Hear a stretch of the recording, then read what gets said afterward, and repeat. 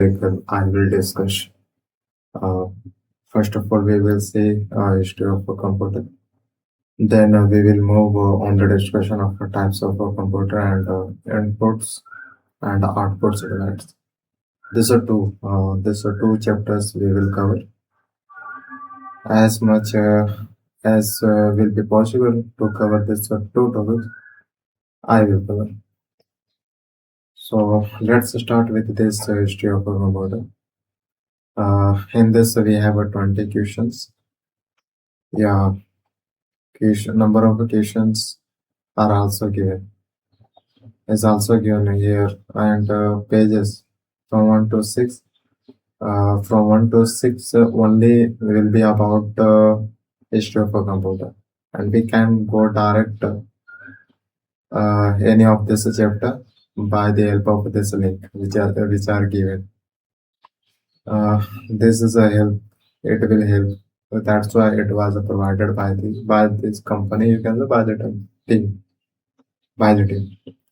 तो यहाँ पर नंबर ऑफ क्वेश्चंस भी दिए हुए हैं और हम डायरेक्ट पेज उस चैप्टर पर डायरेक्ट जंप भी कर सकते हैं ताकि हम उतना स्क्रॉल ना करें बिना कोई वेस्ट के मेहनत के। और पेजेस भी दिए हुए हैं कि इतना पेज के बीच में आपका ये पार्टिकुलर चैप्टर कंप्लीट होता है विद द क्वेश्चंस, और नंबर ऑफ क्वेश्चंस भी दिए हुए हैं। इससे इसमें 20 है, इसमें भी 20 क्वेश्चन है ताकि हम जब एक कॉन्सेप्ट या फिर चैप्टर कंप्लीट हो जाए तो उसके बाद आप क्वेश्चन लगा लें कि हम कितना समझ पाए, है ना, कितना समझ पाए।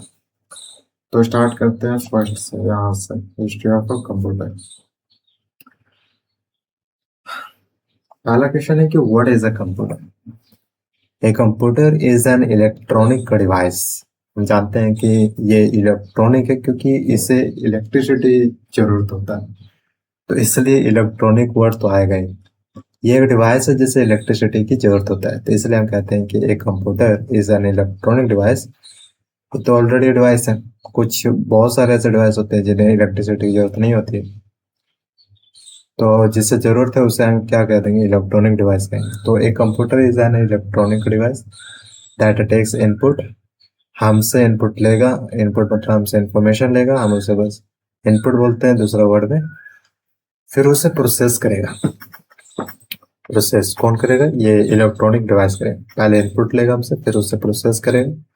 प्रोसेस करने के बाद वो हमें फिर आउटपुट देगा। हमने इनपुट क्यों दिया? क्योंकि हम आउटपुट चाहते हैं। तो आउटपुट कैसे मिलेगा? जब ये इलेक्ट्रॉनिक डिवाइस प्रोसेस करेगा तब। ठीक है, this is a definition of a computer.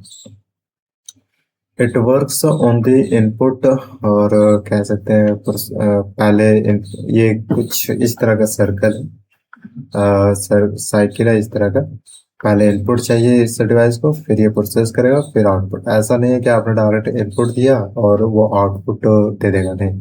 Output दिया है इसका मतलब उसने प्रोसेस किया है आपके इन्फॉर्मेशन को।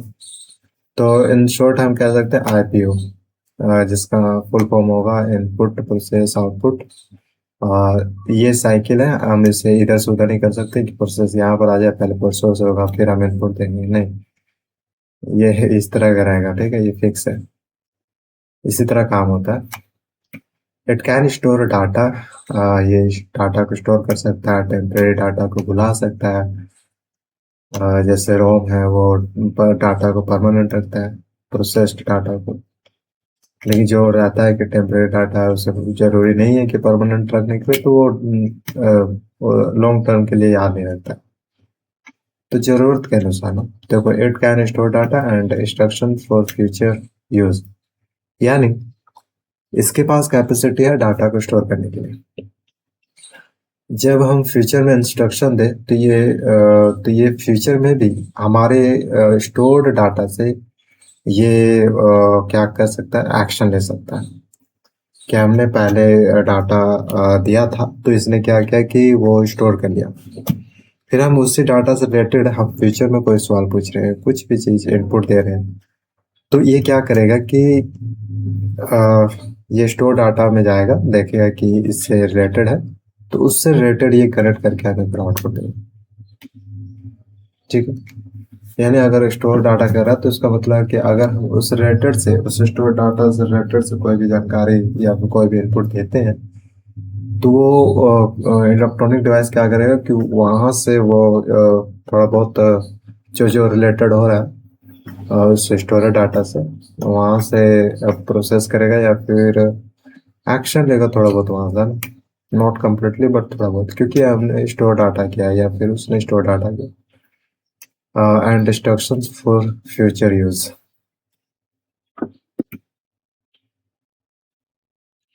फिर हमारे पास है it works with high speed. ये इलेक्ट्रो डिवाइस है जो कि हाई स्पीड के साथ काम करता है आज के टाइम में भी। और एक्यूरेसी, इसका एक्यूरेसी भी बहुत ज़्यादा है। ये गलतियां बहुत ही कम करता है, लेकिन करता है आज के टाइम में, ये देखा जाता है। खुद खुद कुछ डिवाइस ऐसे होते हैं, कुछ ऐसे टूल्स होते हैं जो पहले ही डिस्क्लेमर के रूप में कह सकते हैं कि बता देता है कि मैं आई एम मशीन नॉट हूँ। बट वी नाउ कि ह्यूमन तो बहुत ज़्यादा गलतियां करते हैं। ह्यूमन तो बहुत ज़्यादा गलती करता है as compared to machine. But still machine is saying कि यार I am machine not human, so I may make a mistake, you have to check. This is my normal, you can say, request that check it double times. Double times, yeah. Check your information that I gave you double times so that you cannot get wrong information. Or yeah, I hope you understood. यानी कहने का मतलब है कि एक जो electronic device हमारे पास है उसकी स्पीड तो ठीक है, तेज हो गया, स्पीड तेज होना कोई बड़ी बात नहीं है, लेकिन वो एक्यूरेसी, उसकी गलतियां कितनी है। स्पीड ज़्यादा है, एक्यूरेसी भी ज़्यादा है, तो वो डिवाइस हमारे काम के तो रहेगा ही नहीं। आज भी देख सकते हैं कि आर्टिफिशियल इंटेलिजेंस है जो कि बहुत ही कम, मैं कहूँ तो एरर जो कहते हैं, मैथमेटिक्स नहीं फिजिक्स में पढ़ते हैं ना फर्स्ट चैप्टर में, एरर 0 पॉइंट कुछ कुछ उतना एरर हो सकता है, इतना एरर, लेकिन ज़्यादा नहीं, 1% से ज़्यादा नहीं। तो यहाँ भी वही वही बात हुआ कि हाई स्पीड है ये तो हम मानते हैं, लेकिन एक्यूरेसी 0 नहीं है, लेकिन 0 पॉइंट की समथिंग हो सकता है, लेकिन 1 नहीं हो सकता, 1 2 3 इतना नहीं हो सकता एक्यूरेसी, ठीक। But as no intelligence, intelligence नहीं है ये, प्रोग्रामिंग पर बेस्ड है। इंटेलिजेंस सिर्फ ह्यूमन के पास है, इंसान के पास है ना। तो याद रहे, it does not have intelligence, only human has intelligence, okay. ये प्रोग्रामिंग पे बेस्ड करता है, that's why it is not considered as intelligence on its own. इसकी खुद की इंटेलिजेंस नहीं, मतलब कि जब तक हम काम नहीं करेंगे तब तक ये डिवाइसेस काम नहीं करेगा। जैसे हमने इंस्ट्रक्शन दिया तब वो काम करेगा, एक्शन में आएगा, वो अपने से कार्य नहीं करेगा। कभी भी हुआ कि अब मुझे ये करना चाहिए वो करना चाहिए, तो वो अपने से वो निर्णय नहीं लेगा जब तक हम इंस्ट्रक्शन नहीं देंगे। तो इसे ही कहा जाता है इंटेलिजेंस। जैसे हम देखते हैं कि ये गलत है वो गलत है, यहाँ ये ऐसा होना चाहिए वैसा होना चाहिए, तो ये इंटेलिजेंस हुआ, ये इंटेलिजेंस हुआ आर्टिफिशियल इंटेलिजेंस। फिर हमारे पास है historical evolution of a computer. जो कंप्यूटर का एवोल्यूशन हुआ, जैसे पहले क्या बना, फिर धीरे धीरे किस तरह से वो क्या कहते हैं मॉडिफाई हुआ, वर्जन आए, तो उसे ही हम एवोल्यूशन कहते हैं। तो हिस्टोरिकल में देखते हैं कि बहुत पुराने समय से, बहुत ही ज़्यादा पुराने समय, जैसे कि एबकस नाम का एक कंप्यूटर था, जो कि 3000 BC, इतना साल पहले। यार I don't know what is the meaning of BC, लेकिन इतना 3000, if it is a year, then इतना साल पहले ये कंप्यूटर इस तरह का था, जो कि बहुत ही अनफैमिलियर है, हद से ज़्यादा 100% अनफैमिलियर। तो फर्स्ट कैलकुलेटिंग डिवाइस था ये, जिसे यूज किया जाता था फॉर बेसिक अर्थमेटिक्स के लिए, यानी यही ऐड माइनस सब्ट्रैक्शन वगैरह, जैसे जोड़ना घटाना, इसके लिए यूज किया जाता था, है ना। जैसे ये डिवाइस को बनाया गया, तो इस डिवाइस का सिर्फ काम था कि ये सिर्फ अर्थमेटिक्स को ही कंट्रोल कर पाता था, मतलब कि इसी अर्थमेटिक्स से रिलेटेड ये सॉल्व करता था। और इंसान, जैसे कि इंसान ने कुछ इनपुट दिया, ये अर्थमेटिक देगा तो अगर अर्थमेटिक के अलावा कुछ और देगा तो ये डिवाइस काम नहीं करेगा। तो जब ये एपकस लॉन्च किया था तो इसका सिर्फ यूज किया जाता था बेसिक अर्थमेटिक्स के लिए, जो कि बहुत ही रिस्पॉन्सिबल होता था। लेकिन अगर बात आ जाए जैसे कुछ और इसके अलावा इंग्लिश में हम चल जाए, तो इंग्लिश के लिए तो ये काम नहीं करेगा। तो इस इतना साल पहले फिर आया नेपलर्स बोन्स। ये व्यक्ति का, I think it is the name of व्यक्ति, लेकिन नहीं है व्यक्ति का नाम नहीं। This is the name of this electronic device which is a computer. So जो मैं सेकेंड तो नहीं कहूँगा, लेकिन इसके बाद जो इस टाइम में आया था वो कंप्यूटर का नाम था नेप्सलर बॉम्ब, जिसे इन्वाइटेड किया गया था इस पर्सन के द्वारा, जॉन नेपलर। जो नेपलर देख सकते हो, इसके नाम से रिलेटेड क्या रखा गया, कंप्यूटर का नाम रखा गया, जो कि 1617 में इन्वाइटेड किया गया था इस व्यक्ति के द्वारा। ये डाटा है, ठीक है, डाटा के रूप में जॉन नेपलर कंप्यूटर्स ने, और ये जो डेट वगैरह टू सिंप्लीफाई कैलकुलेशन। तो इस फिर व्यक्ति ने सोचा कि यार ठीक है, हमारे पास एबकस है तो ये तो सिर्फ अर्थमेटिक्स के लिए काम आ रहा है। व्हाट अबाउट कैलकुलेशन, जिसमें मल्टीप्लाई भी कर सके और और भी कुछ काम कर सके। तो फिर एक व्यक्ति ने क्या किया, बहुत सारे इन्विटेशन, मतलब क्या कहते हैं उसको, खोज किया, मतलब दिमाग लगाया, एक्सपेरिमेंट किया। तो उसका मकसद था कि हम ऐसा बनाए जो कैलकुलेट कर सके, मतलब अर्थमेटिक्स से थोड़ा और आगे जा सके। तो फिर उस व्यक्ति ने कुछ इस तरह का डिवाइस लॉन्च किया, जिस डिवाइस का काम था कैलकुलेट करना। फिर हमारा इसके बाद 1617 के बाद 1642 में इस ये पास्कलन नाम का एक कंप्यूटर लॉन्च किया गया, mechanical calculator invited by this person, Balesh pascal. Balesh pascal, pascal pascal pascal. तो ओवरऑल पर्सन का नाम है बलेश पास्कल, और इस व्यक्ति के द्वारा इस कंप्यूटर को लॉन्च किया गया था इस टाइम में 1642। और इसका काम था मैकेनिकल कैलकुलेटर, यानी इसका एडवांस वर्जन था। इसका एडवांस वर्जन था नेप्सलर बोन्स, और नेप्सलर बोन्स का एडवांस वर्जन है पास्कल, जो कि 1640। जैसे जैसे टाइम बढ़ता गया तो किसी व्यक्ति ने सोचा कि इससे भी थोड़ा वो, मतलब और एक्स्ट्रा एडवांस काम कर सके, तो हम ऐसा कुछ लॉन्च करते हैं। आज के टाइम में भी ऐसा हो रहा है, पहले भी कुछ बन चुके हैं, तो कोई ऐसा सोच रहा है कि उससे भी थोड़ा एडवांस काम कर सके और कुछ ऐड किया जा सके, ताकि और आगे मतलब कि और भी आगे कुछ एक्स्ट्रा काम कर से एक जगह पर रुके।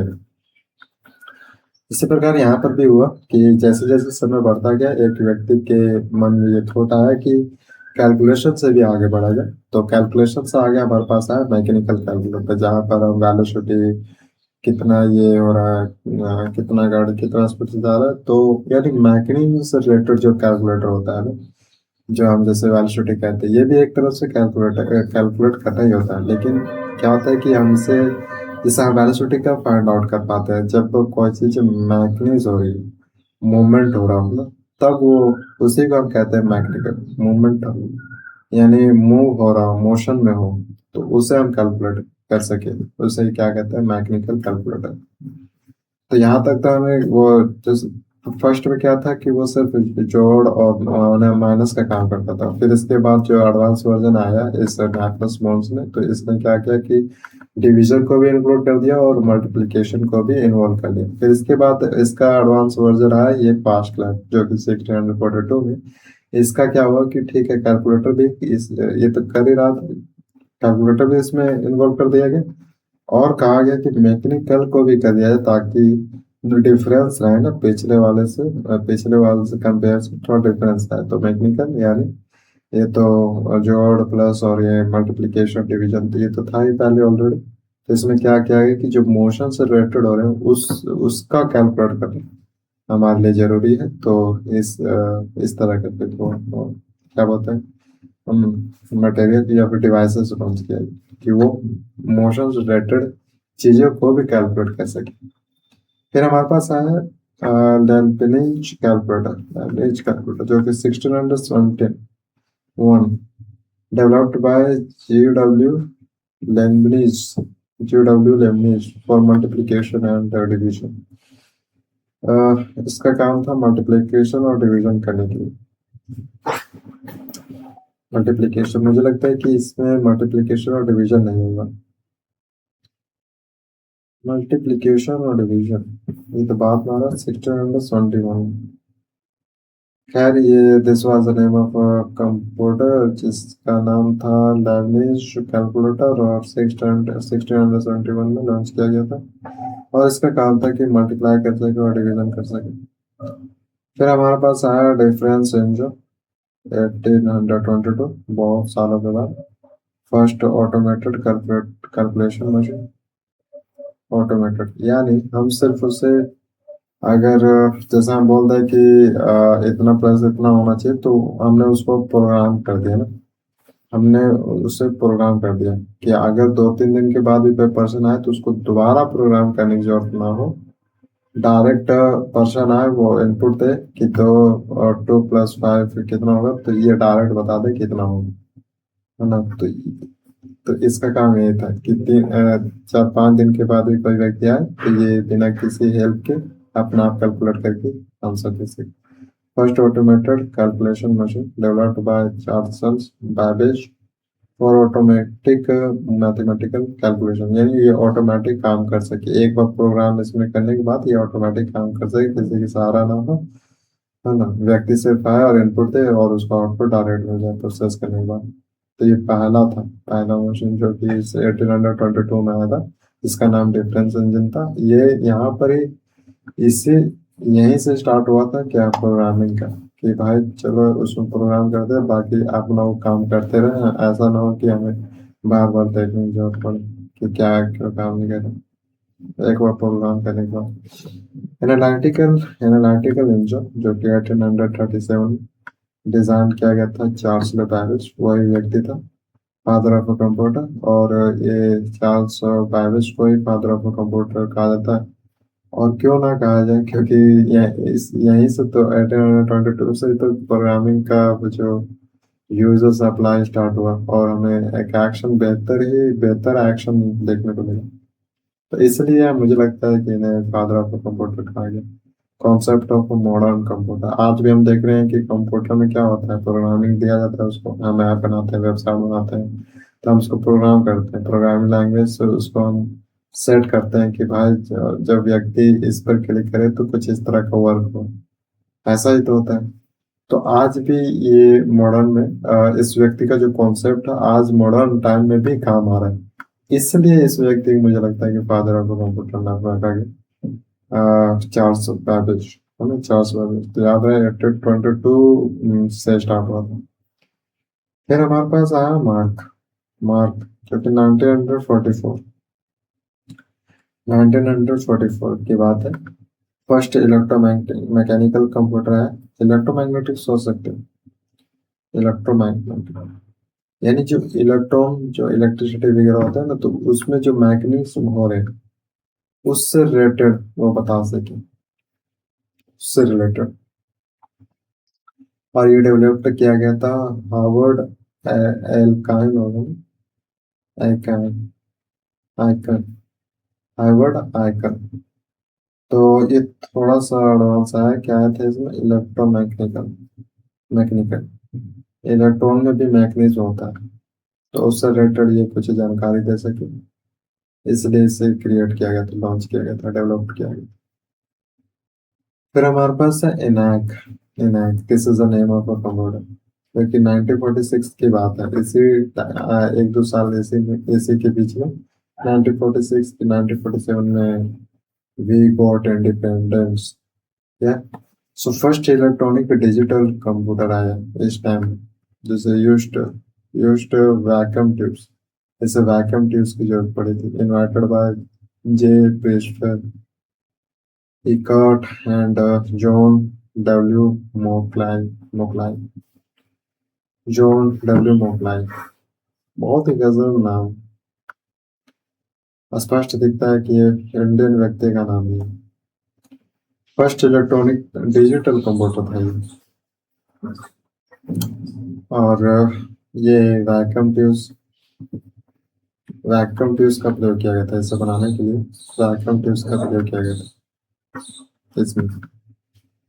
इलेक्ट्रॉनिक डिजिटल डिजिटल कंप्यूटर में वैक्यूम ट्यूब्स का प्रयोग किया गया था। क्वेश्चन कैन कम कि इस डिजिटल कंप्यूटर में इलेक्ट्रॉनिक डिजिटल कंप्यूटर में किस ट्यूब का यूज किया गया था, तो answer should be vacuum tubes.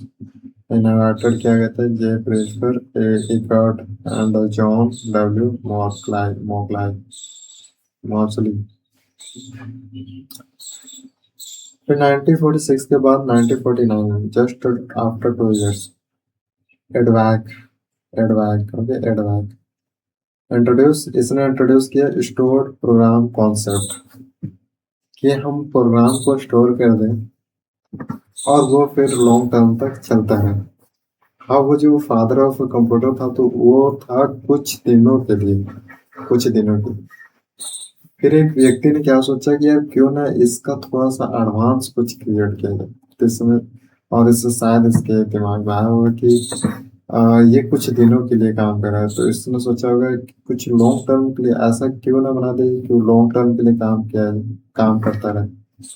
Even जब तक इंसान भी नहीं रहे तब तक काम करता रहे। एडवैक, तो उस टेक्नोलॉजी का नाम था एडवैक, जो कि 1949 में इंट्रोड्यूस किया गया था स्टोर प्रोग्रामिंग कॉन्सेप्ट। उसका क्या उसमें क्या मेन चीज था, मेन चीज ये था कि प्रोग्राम जो हम क्रिएट उसमें दे रहे हैं वो बस स्टोर हो जाए उसमें। अब वो स्टोर हो जाएगा तब तो, जब तक वो स्टोर है तब तक वो काम करता है। मान लो कि 2 साल तक स्टोर है तो 2 साल तक उस प्रोग्राम पर बेस्ड हुआ अपना काम करता रहेगा। Developed by John von Neumann, इस व्यक्ति के द्वारा डेवलप किया गया। ठीक है, ये भी बहुत इंपॉर्टेंट है। Advance electronic discrete variable automatic computer, इस शॉर्ट में लिखा गया क्योंकि थोड़ा ये अगर हम इसे विस्तार में देखें तो इतना बड़ा होता है, तो शॉर्ट में ये एडवांस। और याद रहे ये कंप्यूटर का नाम है, एक तरह से कह सकते हैं electronic discrete variable automatic computer. She was the student of calendar, यहाँ पे थोड़ा नोट करने वाले। लेडी एडा Agusta developed first computer programming. जब ये वर्ड आता है ना प्रोग्रामिंग, तो इससे हम ये समझते हैं कि एक कंप्यूटर जो कि प्रोग्राम पर बेस्ड हो, उसे हम प्रोग्राम कर दें तो वो क्या करे कि वो आप वो अपने पर काम करे। कि जैसे हमने उसे प्रोग्राम दिया कि ये ये नेचुरल नंबर प्लस और फिर नेचुरल नंबर, तो क्या हो आगे नेचुरल नंबर, ऐसा कुछ हम प्रोग्राम देते हैं। तो वो क्या करेगा, ठीक है नेचुरल नंबर, जैसे मान लो कोई व्यक्ति ने 2 किया तो ये तो नेचुरल नंबर किया, फिर उसने प्लस करके 2 दिया, ये भी नेचुरल नंबर, तो वो क्या करेगा नेचुरल नंबर देगा आगे 2 2 4, इस तरह से देगा। यानी यहाँ पर लॉजिक ज्यादा आता है। तो ये क्या था, ये लेडी थी I think, lady Ada Augusta developed first computer programming. ये लड़की मतलब she was the first girl वो developed first computer programming. I am not saying computer, I am saying computer programming. She was the student, ये student थे किसके, Charles Babbage के, जिसे हम आज फादर ऑफ कंप्यूटर कहते हैं। तो शी वाज द स्टूडेंट और you can say associate of, थोड़ा बहुत स्टूडेंट और एसोसिएट में अंतर हो सकता है कि एसोसिएट उसका पर्सनल हो गई, उसकी मदद करना चार्ल्स बैबेज की। तो अगर स्टूडेंट हो तो अभी कोई दिक्कत नहीं। तो यानी कह सकते हैं कि या फिर स्टूडेंट हो या एसोसिएट हो, जो ट्रेनिंग वगैरह लिया है अब उस लेडी ने लिया होगा, तो किससे, चार्ल्स बैबेज। और चार्ल्स बैबेज के पास ही ये कंसेप्ट था प्रोग्रामिंग का। बस क्या हुआ कि इसके स्टूडेंट ने वो थोड़ा सा क्या कहते हैं कि ज्यादा एडवांस वाला लॉन्च कर दिया, मतलब ज्यादा काम किया। जैसे कि स्टार्टिंग तो, जैसे इस व्यक्ति ने सोचा होगा कि प्रोग्रामिंग नाम का भी कुछ चीज होता है, तो इस लड़ी को तो ये तो पता चल गया, ये तो लड़ी बहुत बार फैमिलियर हुई कि प्रोग्रामिंग ये होता है वो होता है। फिर हमारे पास है इनवैक। अटैक के बाद इनवैक 2 1951 की बात है, फर्स्ट कमर्शियल कंप्यूटर बना, यानी कि लोग इसे व्यापार के लिए यूज करने लगे। यानी ठीक है, ये जो यहाँ बना था ये एडवैक, ये ठीक है यहाँ तक। ये क्या होता था कि एक जगह पर स्थित था, लेकिन बाद में सोचा, किसी ने सोचा तो जरूर होगा कि यार कोई बिजनेस के लिए प्रयोग करे, कोई अपना व्यापार के लिए, कोई अपना रोज व्यापार मतलब भाई कमा सके। तो सोचा कि क्यों ना ऐसा क्रिएट कर सके कि वो अपना जगह पर स्थित कर ले और उससे अपना व्यापार करे। तो एक व्यक्ति ने लॉन्च किया इनवैक। कॉन्सेप्ट मुझे लगता है वही होगा, बस इसका काम क्या होगा कि कमर्शियल हो गया बस, जैसा first commercial computer developed by Eckert and Mauchly. ठीक है, कॉन्सेप्ट वही होगा, प्रोग्रामिंग, प्रोग्रामिंग ही कॉन्सेप्ट बस। और पहला वाला में क्या था कि वो कमर्शियल, जैसे कमर्शियल में प्रयोग नहीं किया जा सकता था, क्योंकि वो एक जगह पर मुझे लगता है कि एक ही बार बना हो, एक ही डिवाइस बना हो, ये एक ही इलेक्ट्रॉनिक डिवाइस। लेकिन जो इस व्यक्ति ने बनाया तो उसको लगता है कि कितने सारे बना दिया, ताकि क्योंकि कमर्शियल हो गया, कोई भी लेके जा सकता है खरीद के और अपना यूज कर सकता है अपने बिजनेस के लिए। लेकिन ये क्या था, एक ही था जो बहुत बड़ा था, फिर दोबारा क्रिएट करना कितना खर्चा वगैरह देख दैट लगा होगा। तो मॉडर्न कंप्यूटर्स, फिर आया मॉडर्न कंप्यूटर, जो कि लगता है कि modern computer use micro processors. जो मॉडर्न कंप्यूटर है वो क्या यूज करता है, उसको जरूरत होती है माइक्रो प्रोसेसर की, हाई स्पीड मेमोरी की, ताकि वो लॉन्ग टर्म तक याद रखें कि this was data data and advance software, और उसमें एडवांस सॉफ्टवेयर इंस्टॉल किया जा सके। आज भी तो यही हो रहा है ना, उसको माइक्रो प्रोसेसर की जरूरत होता है, हाई स्पीड मेमोरी की जरूरत होता है, और एडवांस सॉफ्टवेयर जैसे आज भी हम लोग इंस्टॉल कर रहे हैं, एडवांस एडवांस वगैरह, जैसे advance Premiere Pro, After Effects, बहुत सारे। इसलिए हम इसे मॉडर्न कंप्यूटर्स कहते हैं। एडवांस मतलब आज भी और आने वाले समय में भी वही कॉन्सेप्ट चलता रहे, जैसे एडवांस सॉफ्टवेयर, तो आने वाले भी समय में भी लोग एडवांस सॉफ्टवेयर अपने कंप्यूटर में इंस्टॉल कर पाएंगे। फिर हमारे पास है evolution of a computer storage. हमने पहले देखा एवोल्यूशन ऑफ अ कंप्यूटर। अब देखना ये है कि ठीक है, कंप्यूटर स्टोरेज होता है एंड प्रोसेसिंग टेक्नोलॉजी, जो प्रोसेस करता है डिवाइस, उसके अंदर छोटा सा डिवाइस जो होता है, और वो स्टोरेज कहाँ रखता है। जैसे हमने इनपुट दिया, तो कुछ इनपुट वो क्या करेगा, टेम्पररी के लिए यूज करेगा, फिर उसे रिमूव कर देगा, हटा लेगा। लेकिन कुछ ऐसे डाटा जो कि वो स्टोर करके रखे, या फिर हम चाहते हैं कि वो स्टोर करके रखे, तो उसके बारे में तो जैसे पंच कार्ड्स, ये पहला कंप्यूटर स्टोरेज था। Punch cards used as an early input and storage method, यानी पहले इसे इनपुट और स्टोरेज मेथड के लिए यूज किया जाता था।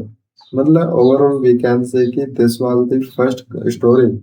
जैसे कि आज हम देखते हैं पेन ड्राइव वगैरह, ये मेमोरी कार्ड, ये सब, लेकिन ये पहला था, ये इट लुक्स लाइक दिस। इसका काम था कि ये स्टोरेज इनपुट को स्टोर कर सके। Data was recorded using holes punch on cards, जो होल्स वगैरह है, इसी को यूज करके ये क्या करता था कि डाटा को स्टोर रिकॉर्डेड करता था इसी होल्स के द्वारा। Widely used in early computers and tableting machine, और इसे बहुत ही यूज किया गया था जब ये आया into real life. Then it was used a lot of times, क्योंकि फर्स्ट फर्स्ट था ना, तो इसलिए लोग ये सोचने लगे कि ऐसा भी कुछ होता है। इंट्रोड्यूस बाय हर्मन हेलराइथ हेलराइथ हेलरेथ हेलरेथ, इस व्यक्ति के द्वारा ये पंच कार्ड्स को इंट्रोड्यूस किया गया पब्लिक के सामने। देखो ये भी एक कंप्यूटर स्टोरेज जो कि मैंने बनाया है, इसका काम है कि आपके डाटा को स्टोर रखेगा। और जो डाटा स्टोर, ये इसमें जो होल्स पंचड उन उसके द्वारा डाटा रिकॉर्डेड होगा। और ये व्यक्ति का नाम था हर्मन एलराइट। फिर हमारे पास है मैग्नेटिक कोर मेमोरी। मैग्नेटिक से ही स्पष्ट हो रहा है। Early form of primary memory, प्राथमिक मेमोरी का प्रारंभिक रूप ये था रैम, जो कि बहुत ही पहले पहले में बनाया गया था starting. Used tiny magnetized rings for to store data. ये भी डाटा स्टोर करता है, लेकिन थोड़ा सा हम आगे बढ़ेंगे तो पता चलेगा कि ये टेम्परेरी डाटा स्टोर करता है। ये वोलाटाइल, इसे वोलाटाइल कहा जाता है रैम।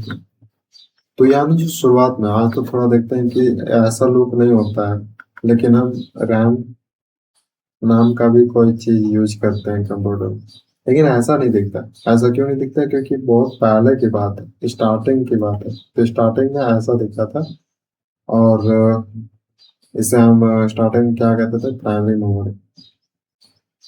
इसलिए प्राइमरी मेमोरी क्योंकि और मेमोरी है, जैसे रोम मेमोरी है, तो उसका भी काम स्टोरेज करने के लिए था। लेकिन थोड़ा सा डिफरेंस यही है कि ये टेम्परेरी के लिए स्टोर करता है, और जब तक काम नहीं हो जाए तब तक स्टोर रखेगा। काम हो जाएगा तो फिर उसे रिमूव कर देगा। और परमानेंट के लिए हमारे पास रोम मेमोरी है, वो परमानेंट के लिए रखेगा ताकि आने वाले फ्यूचर में वो यूज कर सके, इंस्टॉल कर सके। Use to tiny magnetize rings to store data. Data was volatile, returned even without power। यानी पहले की बात बोल रहे हैं ना, पहले की बात बोल रहा है कि ये नॉन वोलाटाइल था, कि ये डाटा को रिमूव नहीं कर सकता था। जैसे कि अगर हम we are running our computer, ठीक है, तो अगर हम कंप्यूटर चला रहे हैं और फिर हम पावर ऑफ कर दें तो क्या होगा कि जो वगैरह विंडोज ओपन है वो बंद हो जाता है ना अभी के टाइम। लेकिन पहले क्या होता था कि जब जब इसका यूज किया जाता था मैग्नेटिक और मेमोरी का, तब तब वो ऐसा नहीं होता था। जब हम पावर विदाउट पावर, जब हम पावर ऑफ कर देते थे तो वो क्या करता था कि वो रिटर्न कर लेता था वापस। यूज्ड इन कंप्यूटर्स फ्रॉम, इतना से इतना तक यूज किया गया था। From used in computers from this 1950 to 20 साल तक यूज हुआ। लेकिन आज क्या है कि हम रैम का यूज करते हैं, लेकिन आज का रैम क्या काम करता है कि वो वोलाटाइल बन गया। जब तक कंप्यूटर ऑन है तो हमारे software whatever we are running our Windows, हमारे पास हमारे सामने विंडोज, दो तीन विंडोज काम कर रहे होंगे, लेकिन जब हम उसे ऑफ कर देंगे तो विंडो वो हट जाएगा पूरी तरह से। क्योंकि वो जब तक था वो रोम रोम रैम में था, लेकिन जब हम ऑफ कर देंगे तो रैम क्या करेगा कि उसे भूल जाएगा। यानी इसका मतलब क्या, वो टेम्परेरी तक रखा हमने, जब तक काम हो रहा था तब तक वो रखा, जब काम खत्म हो गया तो वो हट गया उसका। लेकिन जब हम जाएंगे उसको दोबारा चलाएंगे उस विंडो को, तो इसका मतलब है कि वो जो विंडो है वो कहाँ स्टोर है? रोम में स्टोर है, रोम में स्टोर है। डाटा वाज नॉन वोलेटाइल, ठीक है। इसे यूज किया गया था कंप्यूटर में कब? 20 साल तक, 1900 से 1920 तक। फिर इसके बाद हमारे पास आया सेमीकंडक्टर्स का कॉन्सेप्ट। ये आज भी यूज किया जाता है, आज भी बहुत डिवाइसेस में यूज किया जाता है, सिर्फ सिर्फ कंप्यूटर। क्योंकि इसका यूज ही ऐसा है, एकदम मैजिक का जैसा है। सेमीकंडक्टर जैसे materials like silicon and germanium, इसी का बना होता है, सिलिकॉन और जर्मेनियम। इसमें क्या, इसमें मेन चीज क्या है, ये क्यों इतना लोगों के लिए बेनिफिट है, बड़े बड़े लोगों के लिए बेनिफिट है? ऐसा बेनिफिट ये है कि ये अपने आप, जैसे कि डे और नाइट के अनुसार रिस्पॉन्स दे सकते हैं, टेम्परेचर के अनुसार ये रिस्पॉन्स दे सकते हैं। जैसे टेम्परेचर, जैसे हम क्या है कि इतना टेम्परेचर है तो इतना टेम्परेचर पे इतना पर कन्वर्ट हो जाए, समझ रहे हैं? Materials like silicon and Germany, used to make a transistor ICs and microprocessor. इसे यूज किया गया था ट्रांजिस्टर बनाने के लिए और आईसीएस और माइक्रो प्रोसेसर बनाने के लिए। इसने रिप्लेस किया वैक्यूम ट्यूब्स को ड्यू टू स्मॉल साइज। जो वैक्यूम ट्यूब्स था वो बहुत ही स्मॉल साइज का था, तो इसलिए इस चीज को लाया गया और इसने रिप्लेस कर दिया वैक्यूम ट्यूब्स को। लो पावर यूज, जो वैक्यूम ट्यूब्स था उसमें लो पावर यूज था एंड हाई स्पीड, और वो हाई स्पीड पे चलता था।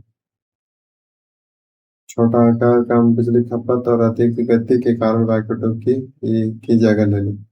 उसकी स्पीड ज्यादा थी लेकिन उसका लो पावर यूज था और स्मॉल साइज था। Form the base of modern computers and electronic. आज भी देखते हैं कि सेमीकंडक्टर मॉडर्न जो वर्ल्ड चल रहा है उसके लिए ये क्या है कि अपडेटेड रहता है, अपडेटेड जैसा है, अपडेटेड जैसा। आगे भी देखेंगे कुछ सालों में तो देखेंगे कि ये जो सेमीकंडक्टर वो एग्जिस्ट कर रहा होगा, इसलिए इसे देखा गया कि ये मॉडर्न कंप्यूटर तरह वर्क कर रहा है। कि ऐसा नहीं है कि 2 साल के बाद ये हमारा उतना काम नहीं रहेगा, पर ऐसा नहीं है। 2 साल के बाद भी ऐसा महसूस होगा कि इसका काम जितना इनिशियली में था उतना ही आज है।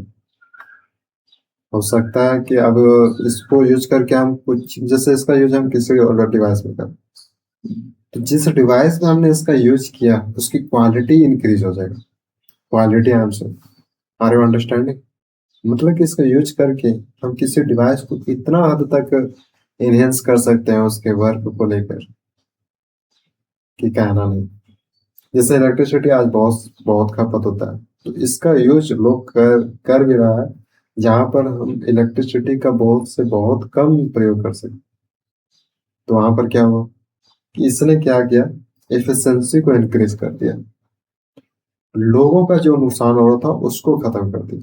इससे बड़ी बात और क्या हो सकता है।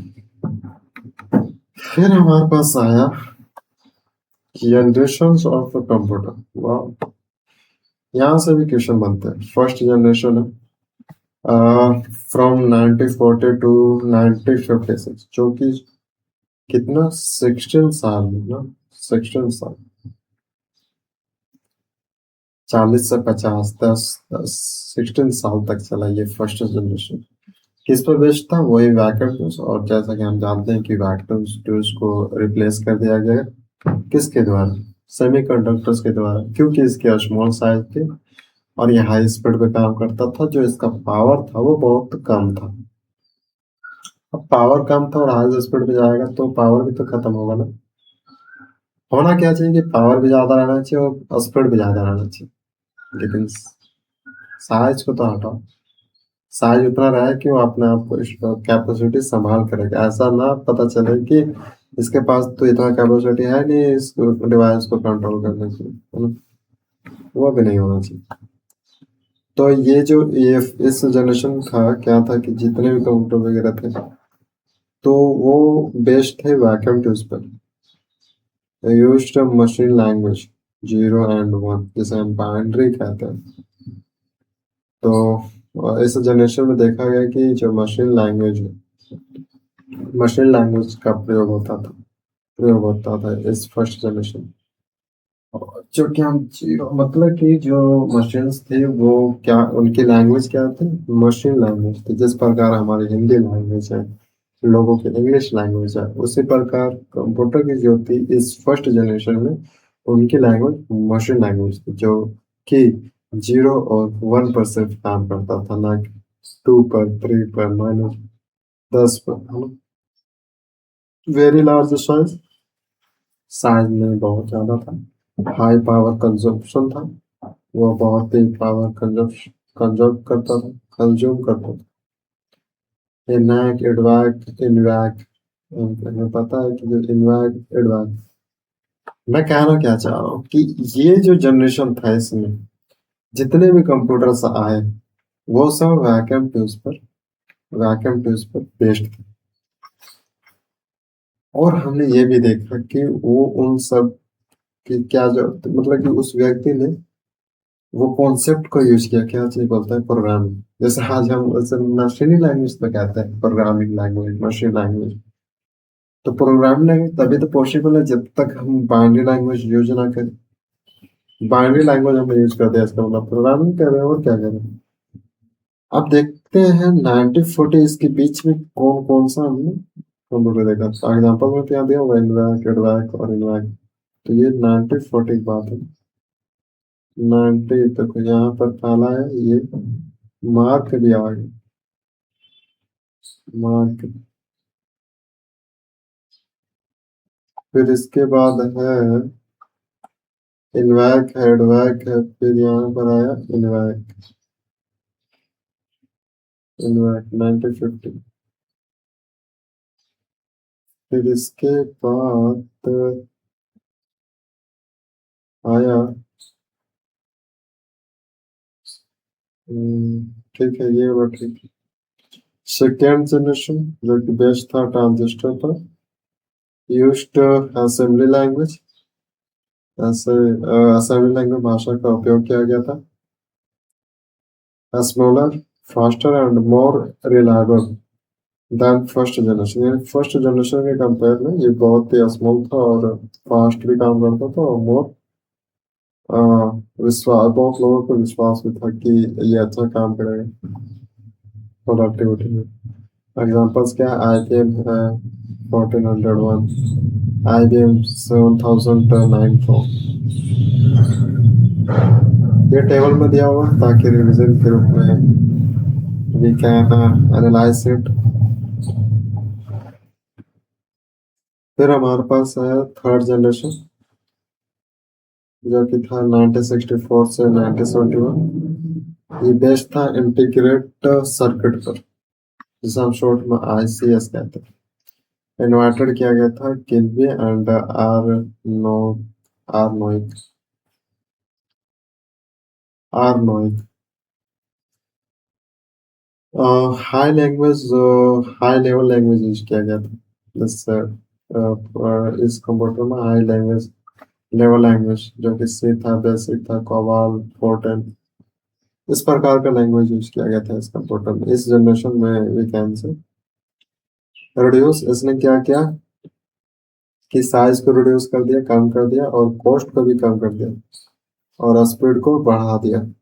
समझ सकते हैं, जैसे जैसे जनरेशन बढ़ता गया वैसे वैसे देखा गया कि प्रोडक्टिविटी बढ़ा, वो जो कंजप्शन होता है इलेक्ट्रिसिटी को वो कम होता गया, लेकिन स्पीड बढ़ता गया, स्पीड बढ़ता गया।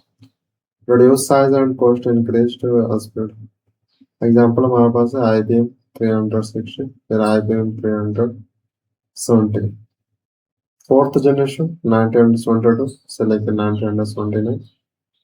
जी कितना गैप है, 5 नहीं 7 साल का। बेस्ट ये था कि इसमें माइक्रो प्रोसेसर था, वेरी लार्ज स्केल इंटीग्रेशन था इसका। और ये इसे बनाने के लिए क्या प्रयोग किया गया था, वेरी हाई लेवल लैंग्वेज का प्रयोग किया गया था, बहुत हाई लेवल लैंग्वेज, जो कि आज भी हम फैमिलियर हैं इसके साथ। C++, जावा, एसक्यूएल। फोर्थ जनरेशन में पर्सनल कंप्यूटर डेवलप्ड, इसमें फिर पर्सनल, आज हम डेस्कटॉप वगैरह यूज करते हैं, तो डेस्कटॉप इस समय क्या है कि हाई लैंग्वेज प्रोग्राम प्रोग्राम किया गया डेस्कटॉप वगैरह। और यही इसी जनरेशन से स्टार्ट हुआ पर्सनल कंप्यूटर का यूज होना, कि आप लो भाई आप भी पर्सनल यूज कर सकते हैं। क्यों एक बड़ा बिल्डिंग, बड़ा हॉल में सिर्फ एक कंप्यूटर वहीं पर पास करता है, आप यूज करो। हमने बस ये किया कि हाई लैंग्वेज इसमें प्रोग्राम कर दिया ताकि बढ़िया से रिस्पॉन्स कर सके, जो हम चाहते हैं वो रिस्पॉन्स करे, ना कि अनकंट्रोल में चला जाए। ओवरऑल इस फोर्थ जनरेशन में जो हाई लैंग्वेज प्रोग्राम किया गया था वो था C++, जावा, एसक्यूएल। और यहीं से स्टार्ट हुआ था पर्सनल कंप्यूटर्स, ठीक। IBM PC, एप्पल, मैनकोड। फिर आया लास्ट फिफ्थ जनरेशन जो कि आज कंटिन्यू चल रहा है, कब से, 1980 से। 20 साल तो उधर हो गया और 20 साल इधर, 40 साल होने वाला अभी तक प्रेजेंट है। तो ये लास्ट रहा, वहाँ 5 जनरेशन थे, स्टार्ट हुआ था 1940 से और खत्म नहीं होने वाला मुझे लगता है। फिफ्थ जनरेशन है 9080 प्रेजेंट चल रहा है बेस्ड ऑन आर्टिफिशियल इंटेलिजेंस। या आज मुझे लगता है यहीं से स्टार्ट हुआ होगा आर्टिफिशियल इंटेलिजेंस ना। तो आज के जमाने में देखा जाए तो कंप्यूटर्स क्या हो रहे हैं कि उन्होंने एआई को भी इन्वॉल्व कर लिया है। इसलिए हम कह रहे हैं कि जो फिफ्थ जनरेशन और ये आज ही का बात नहीं हुआ था एआई, तो ये पहले से चलता आ रहा था 40 साल पहले से। इसलिए कहा जा रहा है कि जो फिफ्थ जनरेशन था वो बेस्ट था आर्टिफिशियल। भले थोड़ा बहुत काम होता था लेकिन होता था। आज जो क्या हुआ कि ये इनहेंस कर गया, बहुत ज्यादा इनहेंस कर गया, क्वालिटी इतना ज्यादा इंक्रीज हो गया कहना नहीं, है ना। और वो एक्यूरेंसी बहुत बहुत कम, 0 point something something error.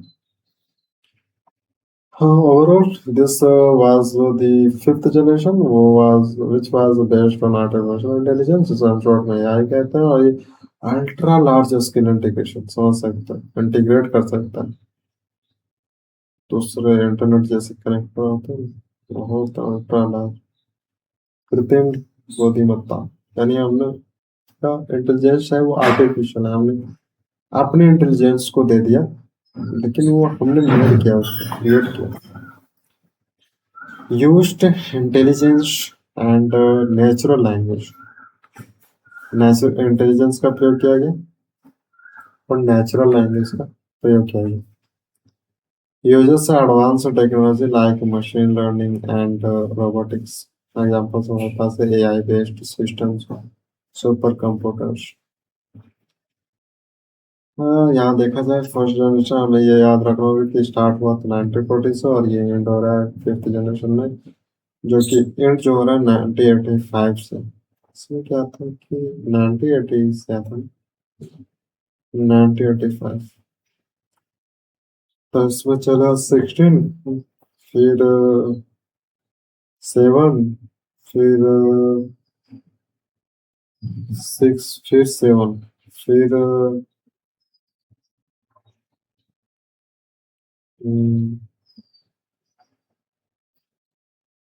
Input wise इसमें क्या आया था फर्स्ट जनरेशन में पंच कार्ड्स आए थे, पेपर टेप आए थे। फिर सेकेंड जनरेशन में punch cards, magnetic tape. Third generation में आया था कीबोर्ड। फिर फोर्थ जनरेशन में कीबोर्ड माउस भी आ गया था। लेकिन फिफ्थ जनरेशन में क्या हुआ कि टच टाइपिंग भी आ गया और बोलने वाला वॉइस भी आ गया। धीरे धीरे धीरे मतलब धीरे धीरे बढ़ रहा, तो कुछ एडवांस चीजें भी दे रहा, जो कि अपने आप में बहुत बड़ा प्रोडक्टिविटी प्रोडक्टिविटी। ये सब इनपुट डिवाइस और बढ़ता गया। Output device, monitor, printer. पहले क्या आया था, प्रिंट आउट इंडिकेटर लैब्स था, फिर प्रिंट आउट था। यहाँ से स्टार्ट हुआ third generation monitor printer. Fourth generation में भी मॉनिटर प्रिंटर चल रहा है। फिफ्थ में क्या हुआ, मॉनिटर प्रिंटर तो ठीक है, स्पीच आउटपुट भी आया। मतलब जैसे हमने कोई इनपुट दिया तो हमें आउटपुट क्या स्पीच के द्वारा मिलता है। ये आज देखा भी जा रहा है, मिल भी रहा है लोग स्पीच के माध्यम से। और फाइनली ये डन हो, अब चलते हैं क्वेश्चन आंसर पे। पहला क्या कि which of the flowing components was used for logic circuitry in the first generation of a computer। Logic तो मुझे लगता है कि फर्स्ट में वैक्यूम ट्यूब था, फर्स्ट में वैक्यूम ट्यूब। और इसे रिप्लेस कौन जनरेशन किया था, तो मुझे लगता है फिफ्थ जनरेशन में। The first generation of a computer 1945 used. Answer is correct. जब बात फर्स्ट जनरेशन आ गया तो वैक्यूम तो फर्स्ट जनरेशन से स्टार्ट हुआ था ना। वो designed the first electronic computer ENIAC. ENIAC को किसने डिजाइन किया था, ऐसे तो मुझे चार्ल्स बैबेज लगता है, लेकिन उसमें तो इसके बाद भी एक व्यक्ति, इसके बाद वो ह्यूमन, इसने कैट और जॉन नैप्टर, ये मुझे लगता है सी वाला ABC। ये कैट ने किया था,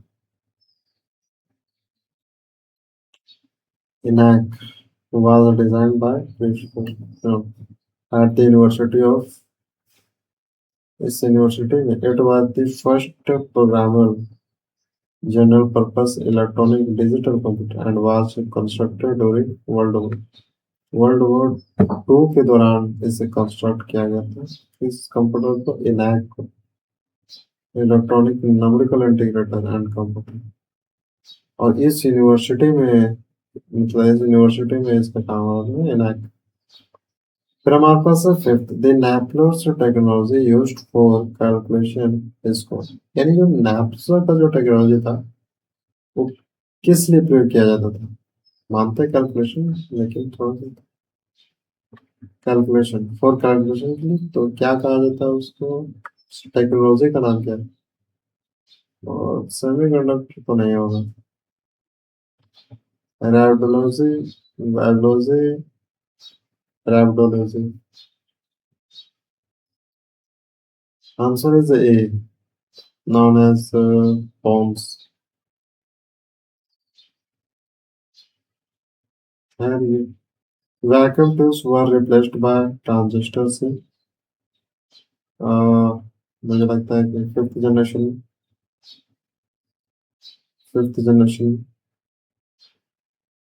fourth, first, second, third, fourth में, सेकेंड जनरेशन में रिप्लेस्ड किया गया था। Vacuum tubes were replaced by transistors किस टाइम में, नेक्स्ट टाइम, क्योंकि सेकेंड जनरेशन। फिर हमारे पास है A dash is a large and expensive computers। वो लार्ज भी है और एक्सपेंसिव भी है। कैपेबल ऑफ सिमुलेटेनियसली, मैंने एक टाइम पर दो काम भी कर सकता हूँ प्रोसेसिंग, जैसे कि दो इनपुट है, ठीक है, और एक टाइम पर वो प्रोसेस कर सकता है for hundreds of thousands of users. तो 100 computer, main frame, personal, tablet computer. तो एक टाइम में तो पर्सनल भी तो कर ही सकता है। आंसर तो ऐसे बी ही बोलेगा, main frame. Describe a computer for hundred of a thousand of users being mainframe computer. इसको तो नहीं देखा है भैया। खैर, his first computer architecture was introduced in, कब इंट्रोड्यूस किया गया था इस आर्किटेक्ट कंप्यूटर को? फर्स्ट बोला ना, फर्स्ट, तो फर्स्ट को फर्स्ट में कर दिया जाए, इसका 1920।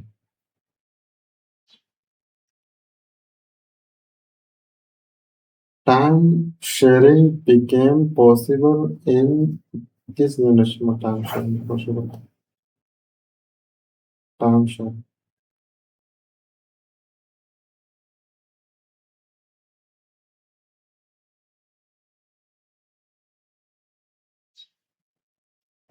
टाइम शेयरिंग वाला concept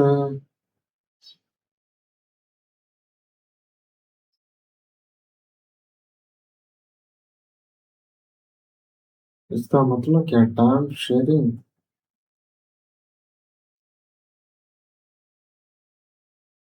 became possible in the second generation of a computer, which is used to transistor. Saw the development of a protein that enabled multiple users to simultaneously by share computer resources through time division multiplying.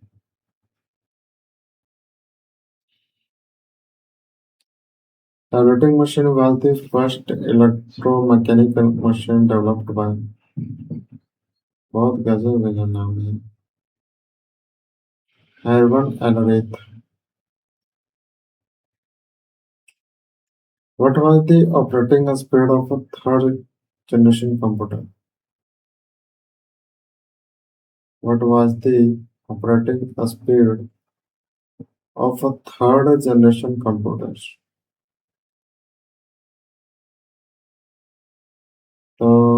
Nanosecond, nanoseconds. 11th था, name the first general purpose electronic computer. क्या बोला ये? Name the first general purpose electronic computer. Electronic, EDVAC था, EDSAC था, एनवैक था, ये एडवैक। ऐसे बोल क्या रहे, इलेक्ट्रॉनिक ना, तो एडवैक के बाद इनवैक, इनवैक।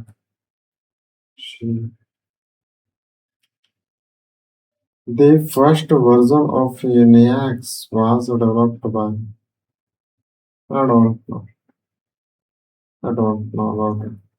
Which of the following was developed by a French mathematician and philosopher Blaise Pascal, also known as the architecture machine? उसे आर्किटेक्चर मशीन से भी जाना जाता था। तो विच वाज डेवलप्ड, मतलब इसमें से क्या डेवलप किया गया था इस व्यक्ति के द्वारा? French mathematician and philosopher also non mathematics. तो कौन कह रहा है अर्थमेटिक मशीन? तो आपका हो सकता है, सिर्फ अर्थमेटिक की बात है तो आपका सिर्फ, सिर्फ। तो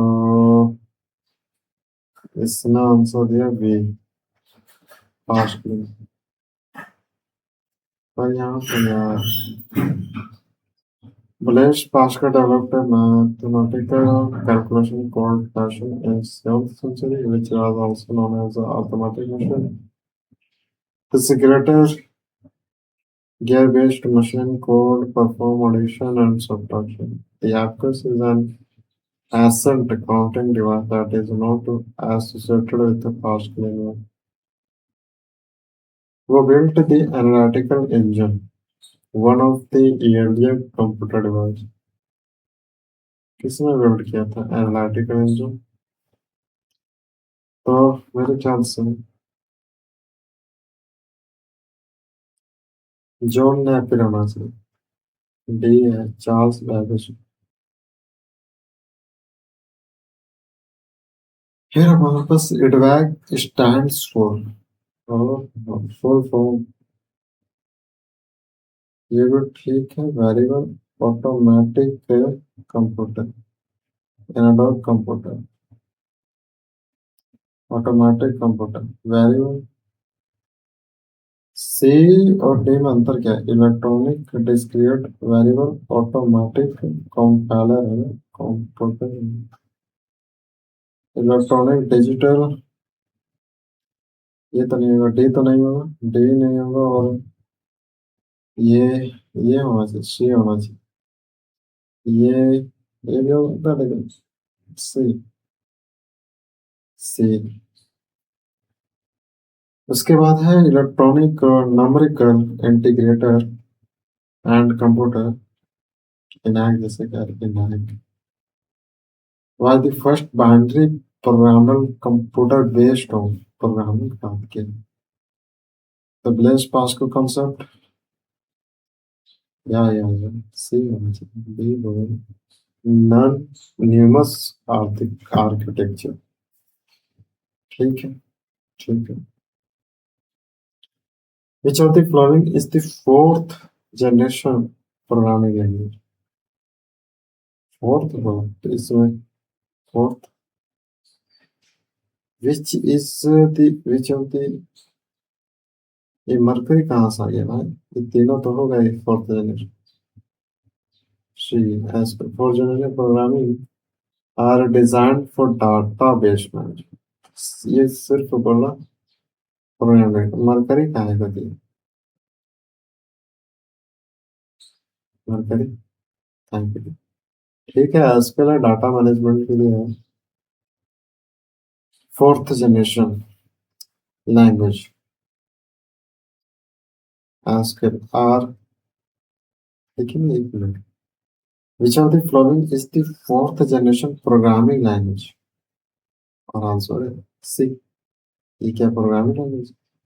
fourth generation programming language SQL are designed for database management and reporting. SQL, structured query language, is a prime example, focusing on retrieving and manipulating data directly from database using high-level non-protocol procedure commands.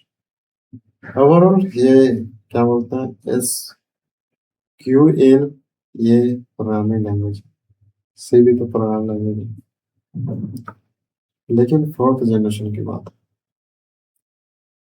Which of the following was the first generation general purpose electronic digital computer designed for corporate application in the United? Corporate की बात है यहाँ पे।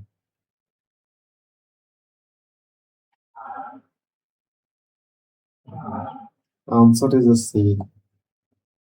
In relation to integrated circuits, what is the full form of? The most important advantage of an integrated circuit is its. This is also from 1965 to 1975 was an era of 85 से start होता है, 85 से। इससे पहले तो third generation आएगा, तो इसमें क्या दिया हुआ है? थर्ड जनरेशन दिया हुआ है, थर्ड जनरेशन। इसका तो परफेक्ट आंसर होना चाहिए बड़ा, third generation. Yes, this is a correct answer. ये ऐसा पॉसिबल होगा क्योंकि मैंने याद रखा, स्टार्ट होता 1940 से, 16 साल चला, तो उसमें फिर 7 साल फिर वो थोड़ा सा था, तो उसके बाद 1985 से या फिर 1980 से, तो तभी ये पॉसिबल हुआ। Right answer. फिर इसके बाद हमारा न्यू टॉपिक है यार, new chapter, types of a computer on the basis of a data handling. थोड़ा सा बोरिंग था फर्स्ट वाला, इसलिए परफेक्ट आंसर नहीं दे रहा था, क्योंकि वो सब हिस्ट्री था ना, इस व्यक्ति का नाम रखना, व्यक्ति का नाम भी क्या जाए, कैसा नाम। इसके बाद we will cover it in separate part. As of now it is done.